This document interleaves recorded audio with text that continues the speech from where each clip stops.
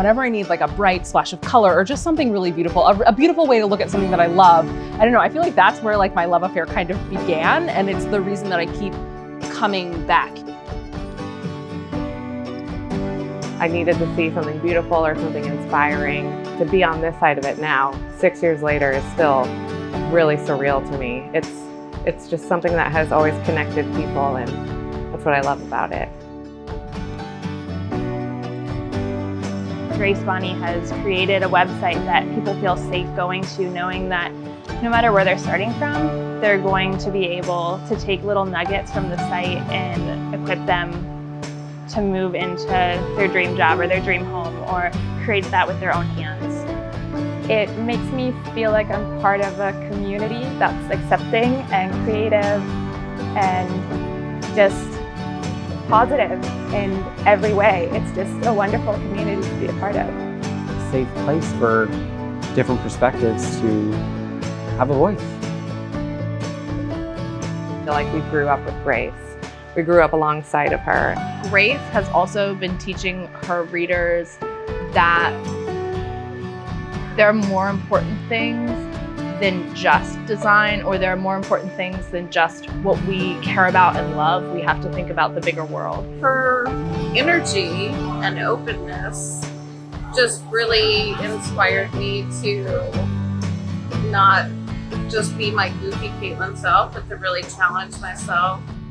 I just thought, like, isn't this a fun thing to just be able to talk about the things that make you happy? I had just moved to Brooklyn. I had graduated from college.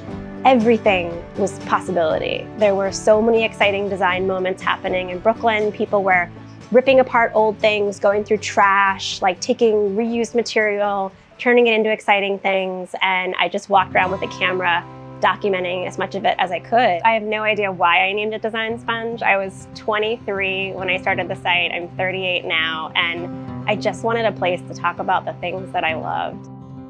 The first thing I think of was the asterisk, which to me is a lot of different things. It's a star, it's bewitched, it's above.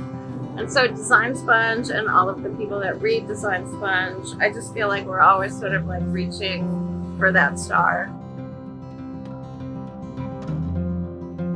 Maker movement was starting to gain some momentum, and just reading about these creative entrepreneurs, and I feel like there was so much inspiration in that and so much excitement of seeing these people starting their own creative businesses and their own creative practices that it really inspired me to start my business as well. Bringing awareness to so many artists and brands and shop owners and different places that might not otherwise be exposed on a national level. I think Design Sponge has definitely made me more aware and more open to different types of families and the way they live in their space. It's not something that is covered too much by mainstream media, and I think Grace has done a wonderful job. Even though we do home tours, they're just stories about people more than their homes. Everything is my favorite. That's like asking me to choose my favorite among my children. It's always learning something about people, which I like a lot. It really represents what can happen when you reach for something that you really want and work hard for it. Bittersweet to us because it's saying we all have to finish this, chapter together. So going forward after this, I'll remember some amazing homes, but I'll keep the people with me, like people I've never met, but I've told their stories, or just people from the team that I just love so much. I think it always comes down to that, the people. Like, everything was about something cool and new and exciting. And at the end of the day, I think it took me 15 years to realize that the people behind those products were kind of where the heart of design really is, and that's where my heart is.